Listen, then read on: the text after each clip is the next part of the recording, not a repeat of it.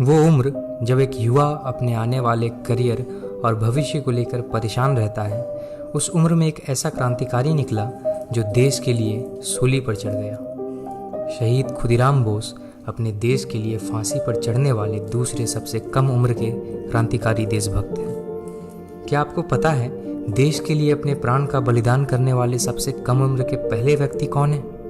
जुड़े रहिए इस सीरीज़ में हमारे साथ और जानिए ऐसे वीरों के बारे में जिन्होंने गुलामी की जंजीरों को तोड़ने की कसम खाई और कुर्बान हो गए अपनी कसम को पूरा करने के लिए। खुदीराम बोस का जन्म 3 दिसंबर 1889 को पश्चिम बंगाल के मिदनापुर जिले में हुआ था। जब वह 9वीं कक्षा में थे तब उन्होंने बंकिम चंद्र का उपन्यास आनंद मठ पढ़ा। इस उपन्यास ने उनके जीवन को एक नई दिशा प्रदान की, जिसके बाद उन्होंने पढ़ाई छोड़ी और रेवोल्यूशनरी पार्टी के सदस्य बने और वंदे मातरम के प्रचार में जुट गए।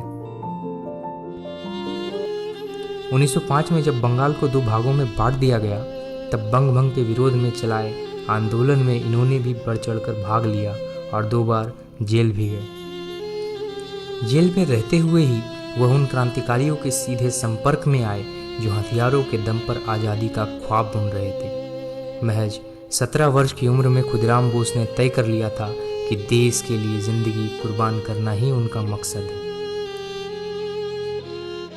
वह कहते हैं ना, व्यक्ति अपने प्रकृति के अनुकूल अपना संगी साथी तलाश लेता है। उन्हें भी कई साथी मिले, लेकिन उनमें प्रफुल्ल कुमार चाकी से उनकी गहन मित्रता हो गई थी जो आजीवन रही। प्रफुल्ल चाकी का जन्म 10 दिसंबर 1888 को उत्तरी बंगाल के बोगरा जिला, जो कि अब बांग्लादेश में है, वहाँ हुआ था। बचपन में ही प्रफुल्ल ने स्वामी विवेकानंद के साहित्य का अध्ययन किया और वो उनसे बहुत प्रभावित हुए। वह विद्यार्थी ही थे जब अन्यायपूर्वक बंगाल का विभाजन किया गया। बंग भंग के विरुद्ध आंदोलन करने वालों में प्रफुल्ल भी शामिल थे। इसके बाद प्रफुल्ल का संपर्क क्रांतिकारियों के युगांतर पार्टी से हो गया।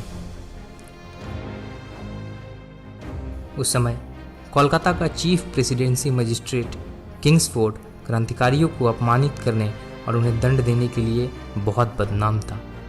इसलिए क्रांतिकारियों ने किंग्सफोर्ड को मारने का निर्णय लिया और उसके जीवन के अध्याय को समाप्त करने का काम खुदीराम बोस और प्रफुल्ल चाकी को सौंपा गया। ब्रिटिश सरकार जनता के आक्रोश को समझ गई और उसकी सुरक्षा की दृष्टि से उसे सेशन कोर्ट का जज बनाकर मुजफ्फरपुर भेज दिया। दोनों क्रांतिकारी उसके पीछे मुजफ्फरपुर पहुंच गए। दोनों ने किंग्सफोर्ड की रोज़मर्रा चीज़ों को पहचान कर उसके बंगले पर निगरानी शुरू कर दी तथा उसकी बग्गी और घोड़े का रंग पहचान लिया। 30 अप्रैल 1908 को दोनों क्रांतिकारी अपने काम को अंजाम देने के लिए किंग्सफोर्ड के क्लब के बाहर आने का इंतजार कर रहे थे। रात 8:30 बजे के करीब दोनों ने किंग्सफोर्ड की जैसी ही बग्गी को आते देखा। बग्गी के करीब आते ही खुदीराम बोस ने भागकर बग्गी के अंदर बम फेंक दिया। बम भीषण गर्जना के साथ फटा। हिंदुस्तान में उस पहले बम विस्फोट की आवाज़ से ही अंदाजा लगाया जा सकता था कि बग्गी के 2 टुकड़े बिखर गए होंगे और उसमें बैठे लोगों के जिंदा बचने का तो कोई सवाल ही नहीं था। क्लब के करीब तैनात सैनिक अंधेरे में खुदीराम बोस और प्रफुल्ल चाकी को पकड़ नहीं सके। दोनों कुछ दूरी साथ दौड़ने के बाद अलग हो गए। यूं तो खुदीराम बोस ने किंग्सफोर्ड की बग्गी समझकर बम फेंका था, लेकिन संयोग से किंग्सफोर्ड थोड़ी देर बाद आने के कारण बच गया। गाड़ियां एक जैसी होने के कारण 2 यूरोपीय स्त्रियों को अपने प्राण गंवाने पड़े। अगले दिन दुर्भाग्य से पुलिस ने प्रफुल्ल को रेलवे स्टेशन पर घेर लिया और सिपाहियों से संघर्ष करते हुए उन्होंने अपने रिवॉल्वर से 2 गोलियां स्वयं पर चलाकर 20 वर्ष की आयु में अपनी शहादत दे दी। बेनी गांव में खुदीराम बोस भी पकड़े गए, जिसके बाद न्यायालय में खुदीराम ने अपने दुख को कहा कि हम जिला मजिस्ट्रेट किंग्सफोर्ड को मारना चाहते थे। उन्हीं की बग्गी समझकर हमने उसमें बम फेंका था।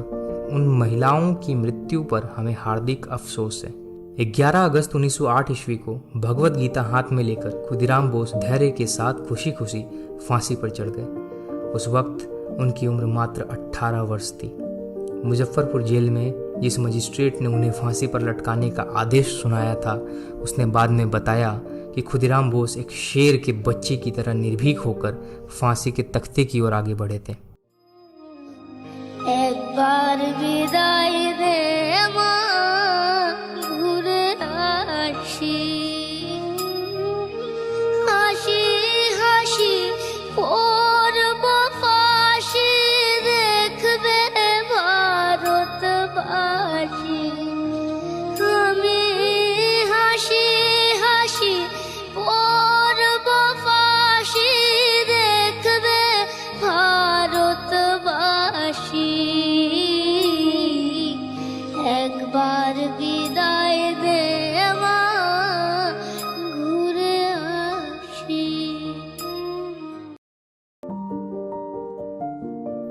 आज़ादी की लड़ाई का इतिहास क्रांतिकारियों के त्याग और बलिदान के अनगिनत कारनामों से भरा पड़ा है, और ऐसे ही कारनामों के बारे में जानने के लिए जुड़े रहिए हमारे साथ।